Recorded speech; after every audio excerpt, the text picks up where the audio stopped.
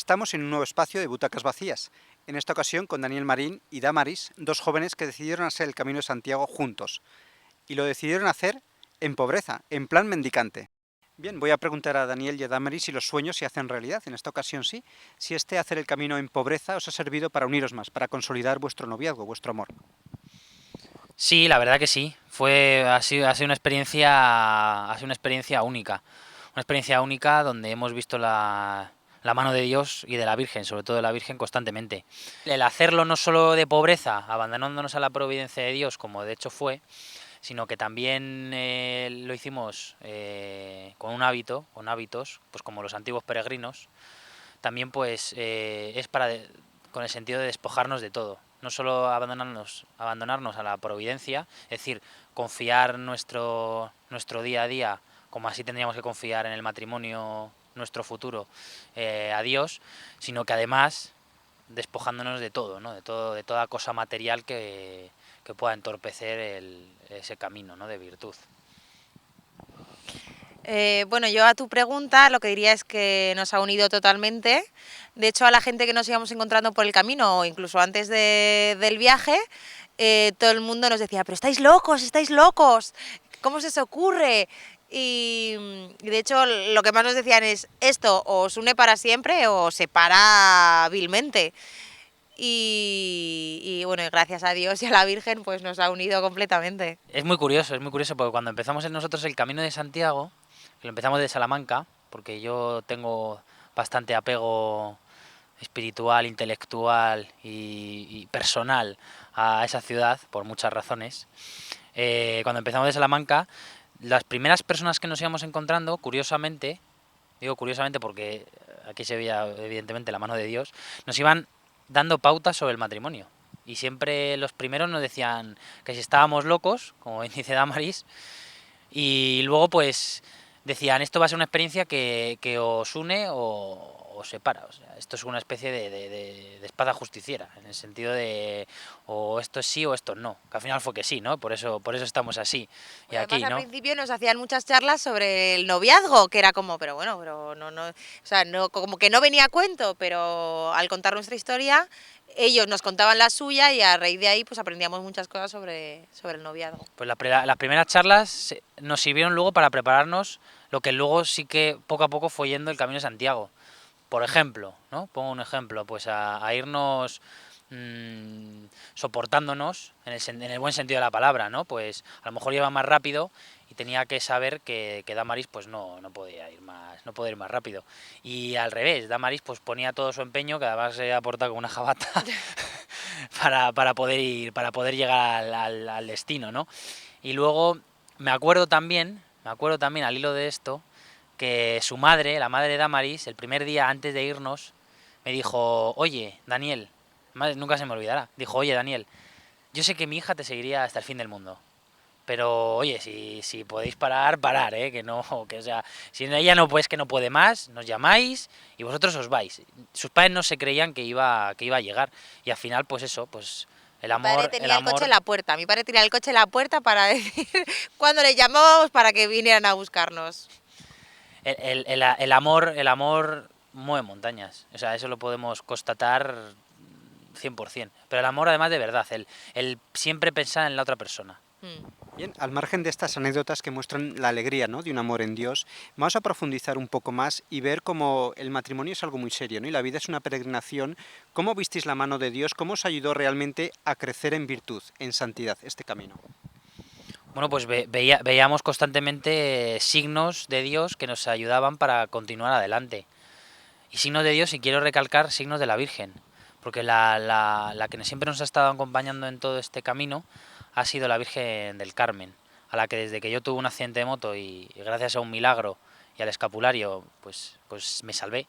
O sea, fue un accidente muy aparatoso, 16 kilómetros volando, sin casco, porque se me cayó el casco, me pasó un coche por encima, todo. O sea, para haber quedado pues prácticamente un muerto o parapléjico y no tuve nada, ni una rotura, nada. O sea, yo me acuerdo yo me acuerdo que en el hospital, en urgencias, se llevaban a gente para operar y yo digo, ya verás, voy a ser el siguiente. O cuando me quitaban el collarín, yo diciendo, verás que me he quedado parapléjico, con mucho miedo. Y al final, pues ella me salvó. Y desde ese día, la Virgen del Carmen nos ha estado acompañando a los dos. Porque de hecho también cuando nos conocimos gracias a mi madre, eh, que ella se llama Carmen. Y en el Camino de Santiago constantemente nos hemos ido encontrando estos signos. Siempre nos dejaba un signo. Siempre nos dejaba un signo. Un rosario que se aparecida, que de repente, ¿vale? O una iglesia llamada la del Carmen, que se nos aparece justo cuando acabamos de rezar el rosario. Es decir, yo creo que yo me atrevería a decir que si la Virgen del Carmen no hubiera estado de nuestra mano, dándonos la mano para llegar, pues a lo mejor no hubiéramos llegado. De hecho, en los momentos de falta de fe o de confianza en qué va a pasar al día siguiente, la Virgen del Carmen siempre nos regalaba con una señal. Además siempre hemos tenido una broma entre nosotros de las señales, ¿no? De la Virgen, ¿no? Y la Virgen del Carmen siempre nos regala una señal. Por ejemplo, una señal que nos regaló prácticamente al principio del camino, cuando nos encontramos un pobre, y ese pobre nos lo encontramos a raíz de que pues a mí me dio un jamacuco y esa tarde fuimos a misa. Y a la salida pues nos esperó un pobre. Estuvimos charlando con él.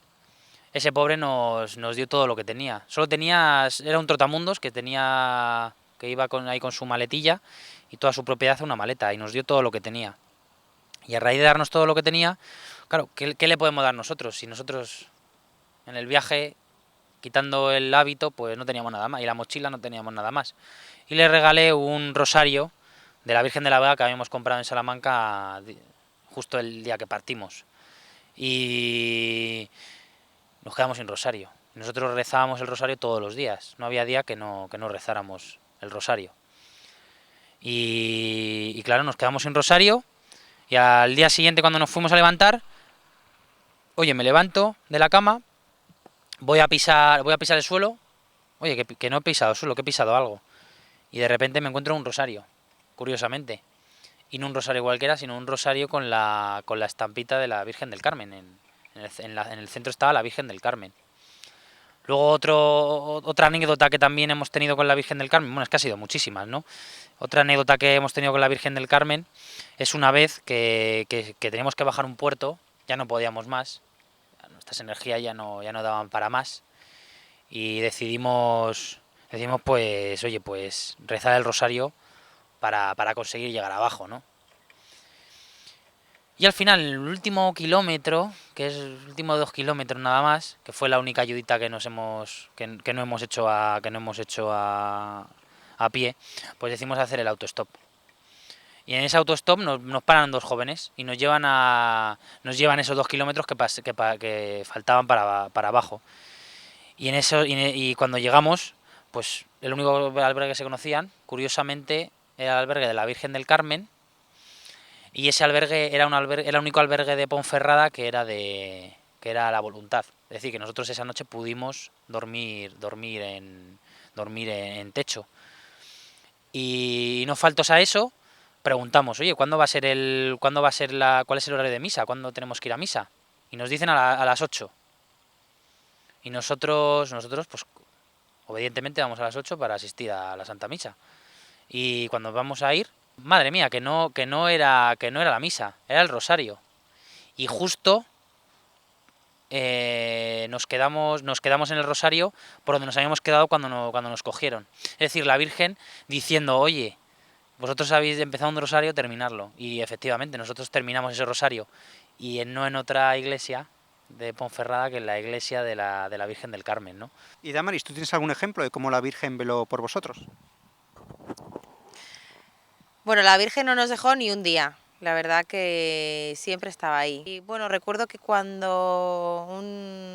ya habíamos llegado a Santiago y esa noche pues conocimos también a una mujer que tenía muchos problemas, que esa noche no tenía para cenar, así que pues muy amablemente pues nosotros estuvimos con ella, la invitamos a cenar Sí, y, la sentamos con nosotros a la cena y empezamos a y charlar con ella. sí, y ella pues también nosotros usamos también esa cena un poco para evangelizar, ¿no? Porque la verdad que ella se sentía, decía pues que Dios la había abandonado, que ella por eso no creía. Entonces contándole un poco nuestra experiencia, la verdad que ella se sintió muy, o sea, muy agradecida. Y de hecho ella llevaba una bolsa con ella y dijo, bueno, no sé por qué, sé que esto que tengo en la bolsa os lo tengo que regalar. Y sacó y de repente yo vi la cara de Daniel que se sorprendía un montón y era una virgen. Y bueno, yo la veía por detrás, vi la cara de Daniel y sabía perfectamente qué virgen iba a ser. Podía ser un cualquiera, pero no, era la Virgen del Carmen. Efectivamente, la Virgen del Carmen. Y para cerrar ese peregrinación en Santiago de Compostela el último día, porque nosotros hicimos el Camino de Santiago para que Dios bendijera nuestro futuro matrimonio. Ese fue el fin. El fin último del Camino de Santiago fue ese y no otro. Y para cerrar y culminar el Camino de Santiago, el último día antes de irnos, curiosamente, nos topamos en la iglesia de los franciscanos una boda. Y bueno, pues como queríamos ver la iglesia de los franciscanos y las bodas son públicas, pues nos quedamos sin molestar mucho atrás, en la bancada de atrás. Y curiosamente nos esperamos un poquito y curiosamente la chica que se casaba, ¿qué otro nombre podía tener sino también Carmen? Carmen, impresionante, impresionante. Al hilo de lo que estoy diciendo, ¿cómo os ayudó el camino a vivir la caridad? A hacer vida al Evangelio, no solo palabras teóricas de la Sagrada Escritura, sino hacerlo vida, compartir tu pan con los pobres, sufrir penurias como Cristo, a identificaros con Cristo y a vivir el cristianismo más en profundidad. Bueno, yo creo que lo primero es ponerse en la piel de los pobres. Cuando al día siguiente no tienes nada que comer, es muy diferente que cuando puedes abrir la nevera y comer lo que te dé la gana. Eso te hace ponerte en la piel de otra persona. Y luego, de cara al Evangelio, pues claro, nosotros siempre hemos tenido que ser los que hemos dado. Pero es que hay otro aprendizaje muy importante que es el pedir. Porque muchas veces nuestra soberbia del tenemos, pues es a veces, no siempre, ¿no? Sobre todo cuando nos sobra, es más fácil dar. Pero cuando lo que tenemos es que ponernos en una posición de no tenemos nada, no somos nada, y tenemos que ponernos en la petición de yo te necesito a ti y no tú me necesitas a mí, es una posición que también saca muchísimo aprendizaje, muchísimo aprendizaje. Bueno, yo recuerdo el principio, ¿no? El principio fue muy duro, muy duro, muy duro. Al primer pueblo al que llegamos, pues recuerdo que a las primeras 25 personas que preguntamos nadie nos ayudaba, ¿no? Y de verdad que era una mezcla de sentimientos.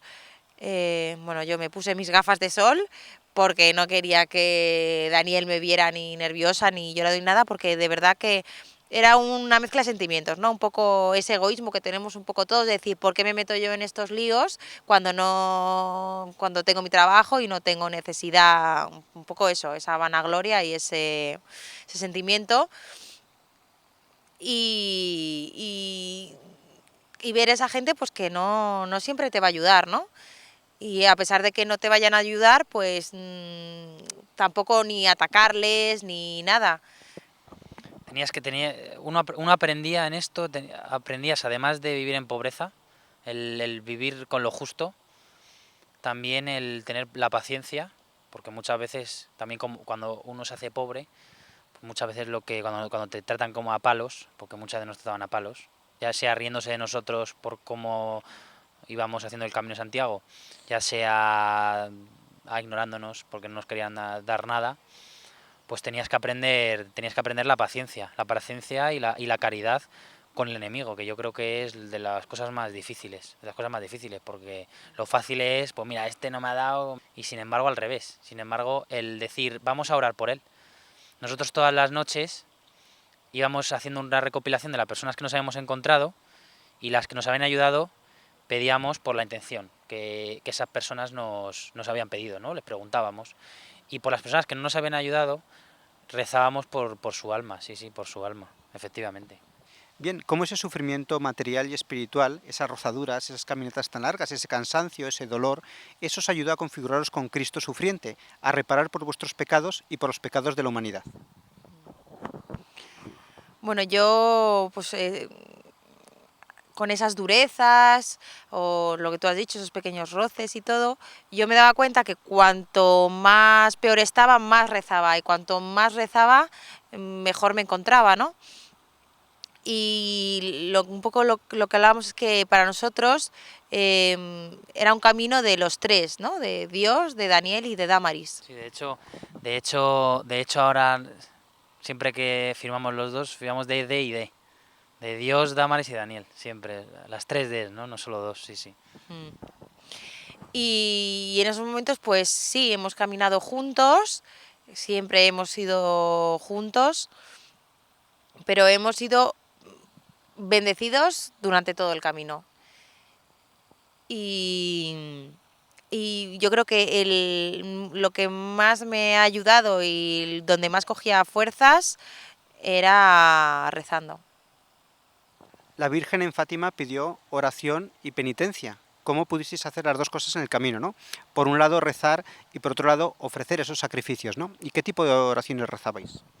Bueno, yo creo que el propio camino ya significa una penitencia, no, aunque luego se aplicaba o se individualizaba en pequeños sacrificios diarios dentro de la propia acción del camino, pero ya el propio camino era esto, ¿no? O sea, no era una cosa nada fácil.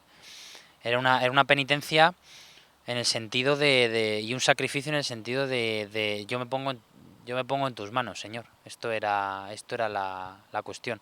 Respecto a las oraciones que comentas, pues rosario diario, misa cada vez que podemos, porque por desgracia muchas parroquias, como son de pueblos y hay un cura o un sacerdote para cada X parroquias, pues no siempre las encontrábamos abiertas. Entonces, cada vez que podíamos, lo primero que preguntábamos es ¿dónde hay misa? Si hay misa. Y si hay misa, pues asistíamos, ¿no?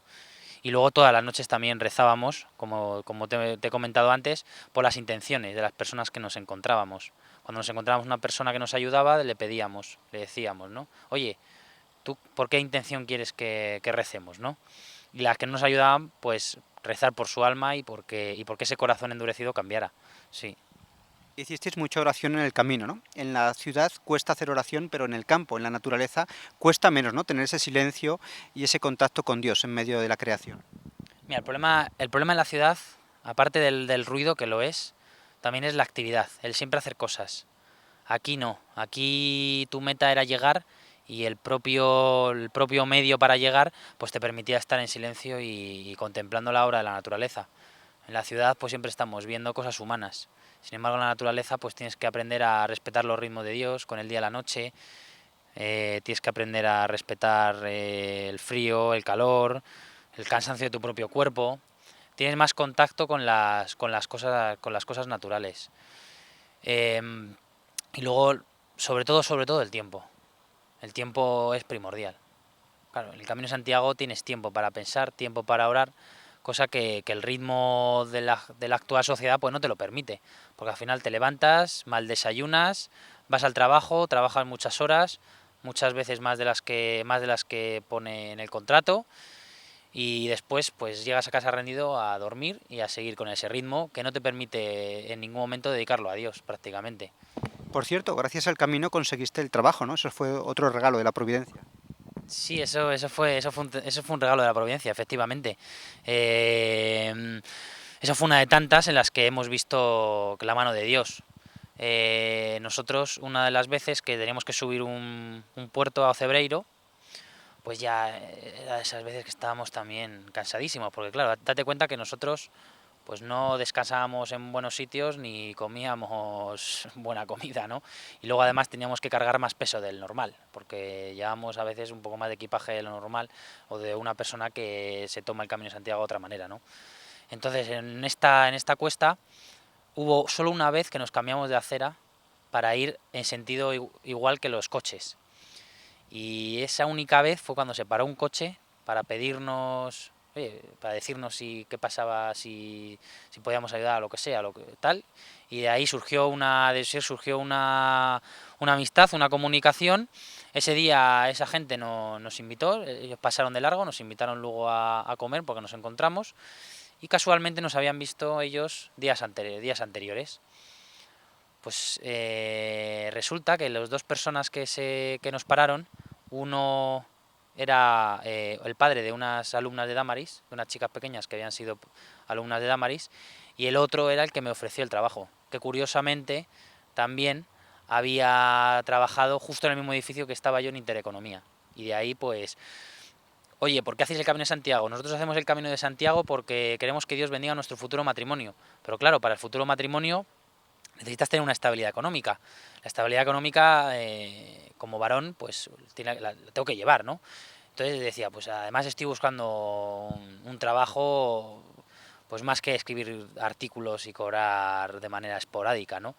Y entonces él me dijo, curiosamente tengo una chica que se acaba de ir de la oficina y estaba buscando una vacante. Justo la semana anterior se había ido. Te ofrezco un trabajo, escríbeme dame tu currículum y hablamos a tu vuelta.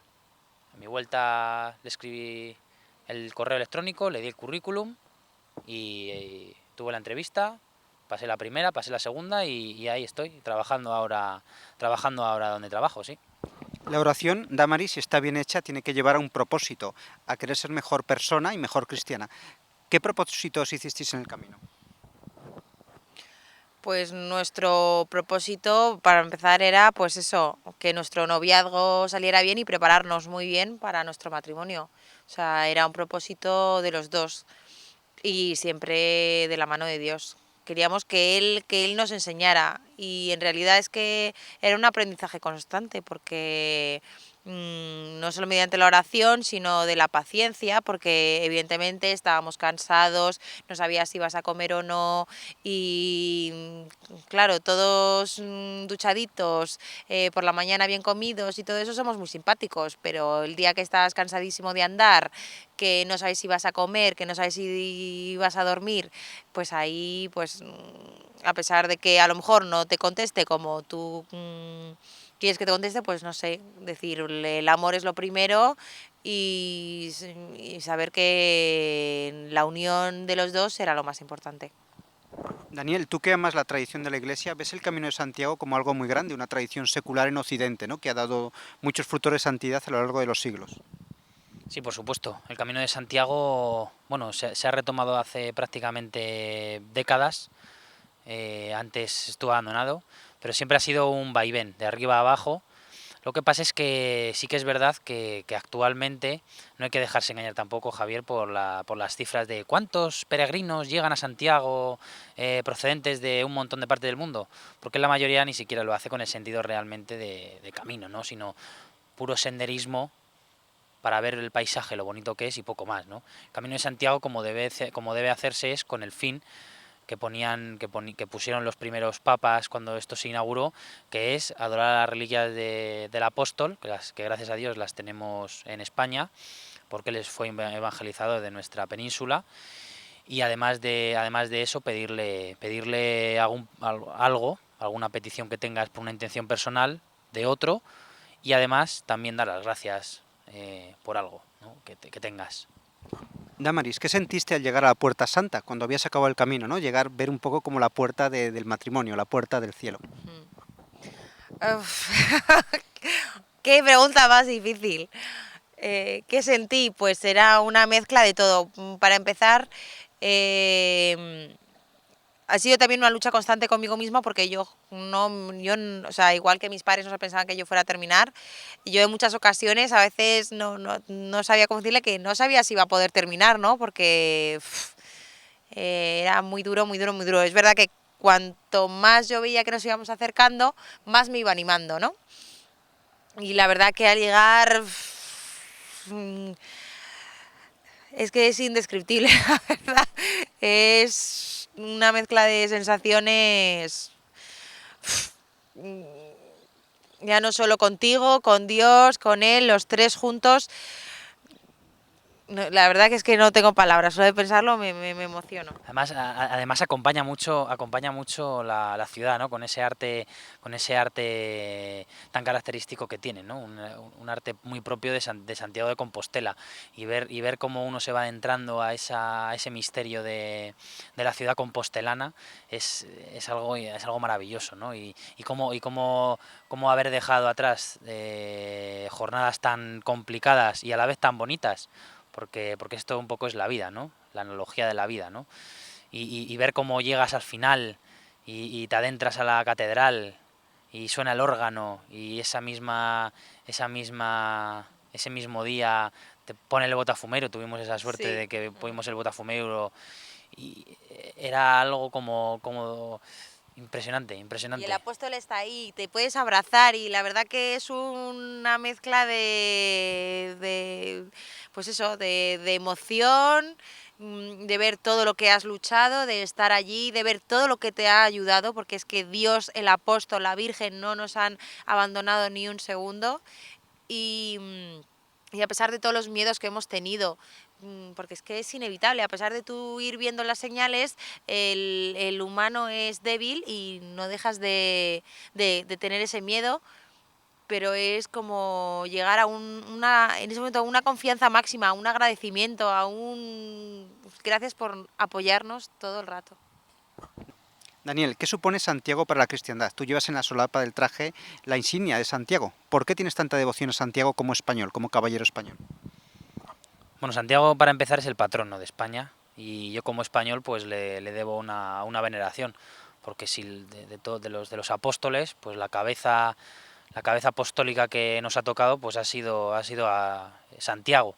Luego además Santiago representa en su carácter, ¿no? Le llaman el hijo del trueno, representa ese carácter español, ¿no? De indomable. Yo recuerdo frases de reyes antiguos que decían que España no había quien la gobernara y en el fondo es así. De hecho, somos de los pocos países pues que gracias a Dios potencias extranjeras difícilmente han conseguido entrar. Y si han conseguido entrar, como desgraciadamente ese episodio en el que los musulmanes, por una decadencia de los visigodos, entraron, pues han tenido sus siglos contados al final. Y representa ese carácter combativo de España. Sí, sí, combativo de España a favor de Cristo, como tal y como el apóstol hizo. Es una pena que tengamos que ir acabando esta entrevista. Damaris, Daniel, animar a otras parejas jóvenes que vivan un noviazgo santo, un noviazgo puro y que hagan el camino, también que vivan esta experiencia como vosotros. Bueno, yo los animo a todos, porque yo pensaba bueno, que yo, lo milindris que soy, de hecho me llamaba el mantequillita, no te digo más, em, no solo te ayuda a ti mismo, sino a unirte más a tu pareja y a estar en unión con Dios. Y, y que es una gran prueba para saber si estáis hechos el uno para el otro y para toda la vida. Yo, Javier, se lo recomendaría a todas las parejas. Yo, fíjate lo que te diría, que yo creo que además de los... Y esto que voy a decir es muy fuerte, Javier, pero yo creo que además de los cursos prematrimoniales, que al final son charlas que te da un sacerdote y a veces los sacerdotes ni siquiera lo hacen como deberían, aunque hay que decir que se haga como debería, eh, yo casi lo pondría obligatorio a todas las parejas porque es un sí o un no. Es un sí o un no. Además el Camino de Santiago es una analogía de lo que va a ser el futuro matrimonial, tanto espiritual como materialmente hablando, y eso va a determinar una pareja. Si sale con éxito y realmente Dios ha bendecido ese futuro matrimonio, de ese noviazgo, pues ese matrimonio de la mano de Dios va a tener mucho éxito. Si ese Camino de Santiago, por lo que sea, pues termina mal, es que esa pareja estaba destinada estaba destinada por Dios a no estar unida, ¿no? Ya para finalizar, ir pensando alguna cosa esencial del camino que haya podido quedar en el tintero, alguna idea que queréis transmitir a las personas que vean este vídeo. Yo más que añadir alguna cosa más, sí repetir lo importante que es el ser conscientes de que la divina providencia está al lado nuestro y dejarse abandonar por ella, plenamente. Tanto en los momentos buenos para agradecer, en el camino aprendías a ser muy agradecido porque no teníamos de nada, tanto en los momentos malos para confiar en ella. Eso sí que lo quiero no añadir, sino recalcar mucho, porque es una escuela de vida, no solo para el camino, sino para la vida en general. Yo pensaba exactamente lo mismo, confiar en Dios. Sí, la confianza en Dios, sí. Bien, hemos finalizado este testimonio tan bonito de esta pareja católica que han vivido el camino cristianamente.